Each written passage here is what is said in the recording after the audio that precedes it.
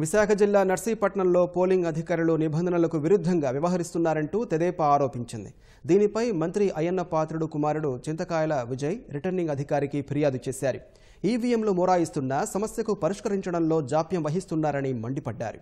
వైకాపా అభ్యర్థి ఓటర్లను ప్రలోభాలకు గురిచేస్తున్నా పోలీసులు పట్టించుకోవడం లేదని ఆరోపించారు.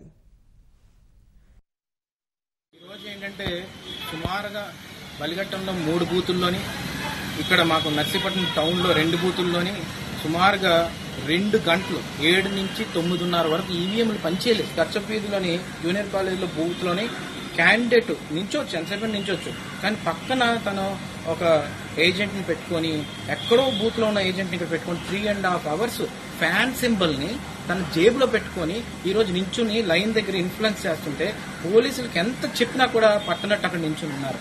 ఇది చాలా దారుణంగా ఉంది. దయచేసి నేను కలెక్టర్ గారిని కానీ ఆర్డీఓ గారిని కోరుతుంది ఏంటంటే, ప్రశాంతంగా ఎలక్షన్ జరిపించిన నర్సీపట్నంలో చరిత్రలో ఇలాంటివి ఎప్పుడు లేవు. నర్సీపట్నం ప్రశాంతని కాపాడండి.